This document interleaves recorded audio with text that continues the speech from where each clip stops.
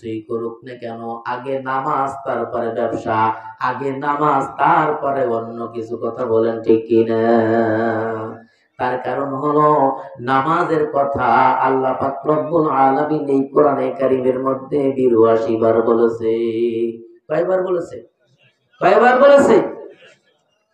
আল্লাহ পাক রব্বুল আলামিন বলেন, আনিল মুজরিমিনা মা সালাকাকুম ফি সাকার। জাহান্নামীরা এবং জান্নাতীরা, জাহান্নামে যারা যাবে, জান্নাতে যারা যাবে, তারা দুইজনের মাঝেতে কথা বলার সুযোগ পাবে। জাহান্নামীদেরকে আনিল মুজরিমিন জিজ্ঞাসা করবে, জান্নাতি মানুষগুলা, ও জাহান্নামী মানুষেরা, তোমরা কেন জাহান্নামে এসেছো? তারা বলবে, ১ নম্বর, আমরা ৪টা দফা আমরা মানি নাই। কয় দফা? কয় দফা? ১ নম্বর হলো قالوا لم نك من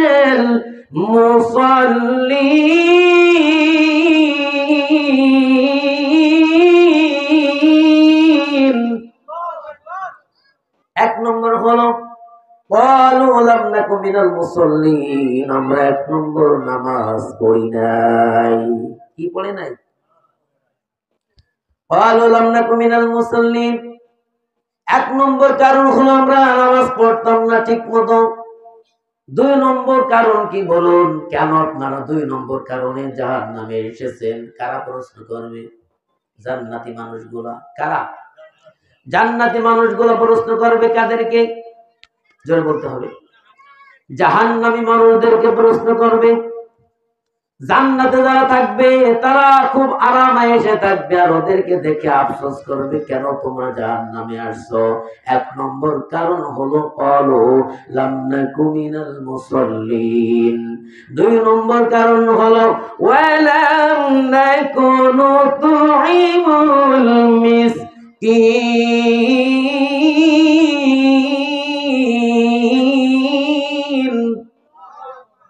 ২ নম্বর কারণ হলো আমরা এতিম মিসকিনদেরকে খাইতে দিতাম না।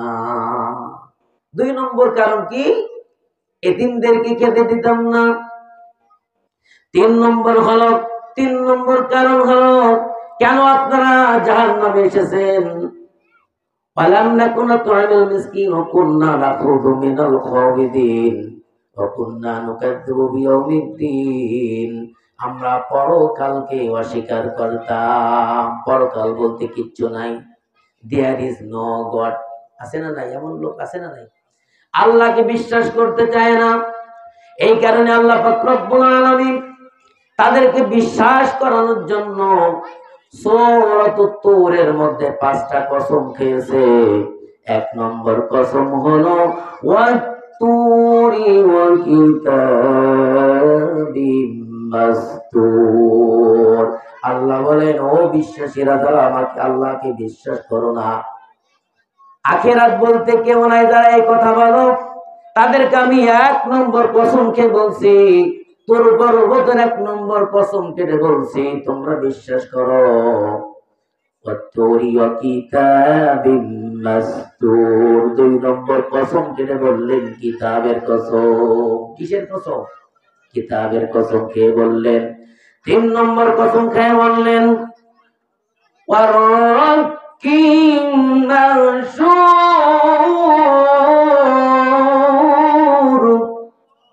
আল্লাহ পাক রব্বুল আলামিন ৩ নম্বর কসম খাইলেন উন্মুক্তর পাতার। তারপরে ৪ নম্বর কসম খাইলেন ওয়াল বাহরিল মাসজুর, বিক্ষুব্ধ সাগর মালার। ৪ নম্বর কসম খাইলেন। ৫ নম্বর কসম খাইলেন ওয়াসসাকফিল মাহবুর, ওয়াসসাকফিল মারফু। ৫ নম্বর কসম খাইলেন সমুন্নত ৭ আসমানের কসম খেয়ে ওই অবিশ্বাসীদেরকে আল্লাহ পাক রব্বুল আলামিন সূরাতুর তূরের ৭ নম্বর আয়াতের মধ্যে আল্লাহ বলতেছেন ইন্না আযাবা রাব্বিকা লাওয়াকিউ। তোমার রবের পক্ষ থেকে আযাব আসবে আসবে। কথা বলে ঠিক কিনা? রব আছে, রব আছে। জমিন কার? তারপরে আসমান কার?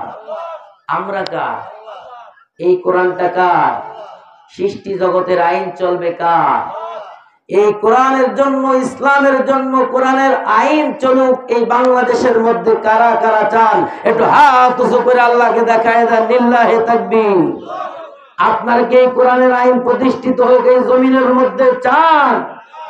নাকি কাফের বেঈমানদের মধ্যে আমরা মানুষের তৈরি করা মতবাদ, মানুষের তৈরি করা আইন দিয়ে জীবন পরিচালনা করতে চাই? কেউ চান কিনা?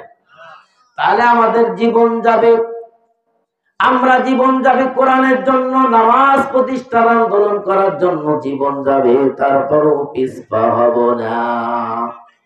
সূরাতুল আরাফের 172 নম্বর আয়াতে আল্লাহ পাক রব্বুল আলামিন আমাদেরকে সেই কথাই বলতেছে, আমরা যখন রূহের আলমে ছিলাম, সমস্ত রূহদেরকে একত্রিত করে আল্লাহ পাক রব্বুল আলামিন বলেন, ও আমার রূহরা, ও আমার বান্দারা, আমি কি তোমাদের রব না?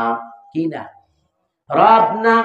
সেই রূহের জগতে থাকা অবস্থায় আমরা রবকে ঘোষণা দিয়েছিলাম, ক্বালু বালা, হে আল্লাহ আপনি আমাদের রব।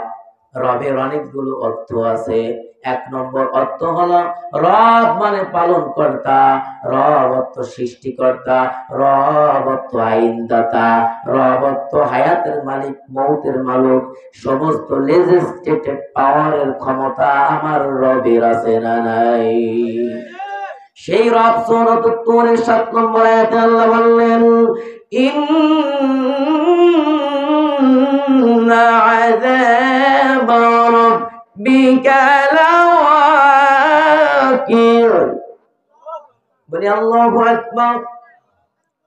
তোমরা যারা নামাজ ঠিকমতো পড়ো না, কান্দি বাড়ি যাবে মসজিদে গিয়ে যারা নামাজ পড়তে চাও না, তোমরা যারা কোরআন দিয়ে সমাজ পরিচালনা করতে চাও না, তোমরা যারা আমাকে রব বলে ওই রূহের জগতে ঘোষণা করে এসেছিলে, দুনিয়াতে এসে বাটপারি শুরু করে দিয়েছিলে, তোমরা আমি আল্লাহর ইবাদত করো। আমরা সেই কথাই বারবার নামাজের মধ্যে বলি, ইয়্যাকা না'বুদু ওয়া ইয়্যাকা নাস্তাঈন। আল্লাহ পাক রব্বুল আলামিন, আল্লাহ আপনার ইবাদত করি এবং আপনার কাছে সাহায্য চাই। আমরা ইবাদত করি কার বলতে হবে? কার বলেন তো? এই সৃষ্টি জগৎ কার? এত সুন্দর সৃষ্টি করে আমাদেরকে বানিয়েছে, সবকিছু আল্লাহর হুকুম মানতেছে। ও ভাই, একটু আপনার শরীরের মধ্যে একটু তাকিয়ে দেখেন, এত সুন্দর সৃষ্টি, ফুল সুন্দর করে সৃষ্টি করেছে, আমাদেরকে চেহারা সুন্দর করে সৃষ্টি করেছে। এই সৃষ্টি জগতের মালিকের হুকুম চলবে কি চলবে না? এই কোরআন কার? এই কোরআনের মধ্যে সবকিছু আছে। লোহার কথা আছে, মাকড়সার নামে একটা সূরা আছে। এই কোরআনের মধ্যে মানুষ জাতির নামে সূরা আছে। আমরা মানুষ জাতি হলো সূরাতুন নাস নামে একটা সূরা আছে না নাই? সুই থেকে, বাথরুম থেকে শুরু করে রাষ্ট্র সংসদ ভবন পর্যন্ত কিভাবে চলবে, সমস্ত সব কিছুর গ্রন্থকারের গ্রন্থকার, সমস্ত সংবিধানের বড় সংবিধান হলো আমার আল্লাহর কালাম। কথা বলে ঠিক কিনা? তাহলে এই সূর্য কার? ওই চাঁদ কার? আমাদেরকে সৃষ্টি করছে কি? তাহলে সেই রবের গোলামি, সেই রবের সিজদা, সেই রবকে নামাজ পড়ার জন্য সিজদা দেবেন না?